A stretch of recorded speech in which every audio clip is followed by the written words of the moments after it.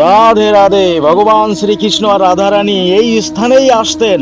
আসুন বৃন্দাবনের কোথায় এই স্থানটি দেখে নেওয়া যাক। আপনারা এই মুহূর্তে দর্শন করছেন কুসুম সরোবর, যেটি গোবর্ধন পর্বতের পাদদেশেই অবস্থিত এই কুসুম সরোবর এবং রাধাকুণ্ড এবং মানসী গঙ্গার ঠিক মাঝে অবস্থিত এই কুসুম সরোবরটি অতি সুন্দর এবং কথিত আছে ভগবান শ্রীকৃষ্ণ এবং রাধারানীর লীলার সঙ্গে যুক্ত এই কুসুম সরোবর। দাপর যুগে এই সরোবরের চারিপাশে খুবই সুন্দর কদম বৃক্ষ দেখা যেত, পাশাপাশি চম্পা, জুই, চামেলি, মালতীর মতো ফুলের বৃক্ষ ছিল চারিপাশে।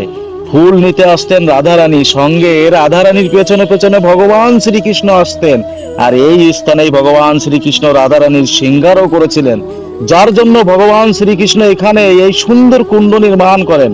আর এই পবিত্র কুণ্ডের জলে ফুল পরিষ্কার করে রাধারানীর শৃঙ্গার করেছিলেন। আর আজ আমরা এই পবিত্র কুসুম সরোবরের দর্শন করছি। বলুন রাধে রাধে, জয় শ্রীকৃষ্ণ।